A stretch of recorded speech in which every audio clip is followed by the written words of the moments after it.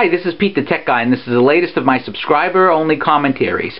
If you're watching the tease and want to see the entire commentary, go to thetechguyblog.com. That's DATECHGUI blog.com. Hit the tip jar for any amount, and I will send you the codes for this week's commentary. If you want all the commentaries every week, hit subscribe to any amount, and I will make sure you get the commentaries every week. Today I want to talk about a little bit more cause and effect and expectations. I know a lot of you are expecting a commentary on events in Boston, but as it's still very, very new, as we don't know all the facts yet, I'd like to wait a week until I have more real facts to give you rather than speculation. So I'm going to go with the commentary I originally planned on. And this is about cause and effect. There's an old joke that the doctors would use. You know, doctor, my arm hurts when I bend it like this. It does, huh? Well, don't bend it like this. No, very simple things that if you know something's going to be a problem, you don't do it. It's like one of the things when I was a little kid.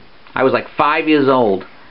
And it was in the old days you used to be able to burn trash, and we had this big barrel in the side yard where we burned leaves and rubbish and so forth.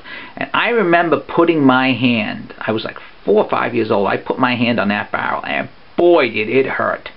I luckily got it off quick before I roasted my hand, but it burnt really bad, I tell you.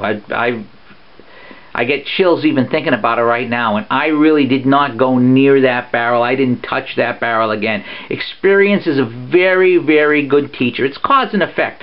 Once you get a shock, once you taste something or do something, and it leaves a bad taste in your mouth, you tend not to do it. If you go to a restaurant, like I went to a restaurant that I'll be reviewing in a week, a Chinese restaurant that opened up locally, and I just plain did not like the food. The food was not, I mean, I thought the rice was bland.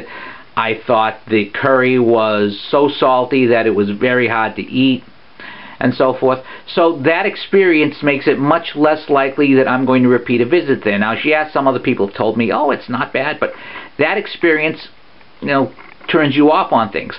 If you eat something and you get sick, you tend not to eat that same food again for a while.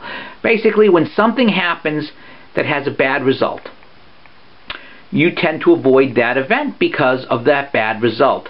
But sometimes people do not connect these results.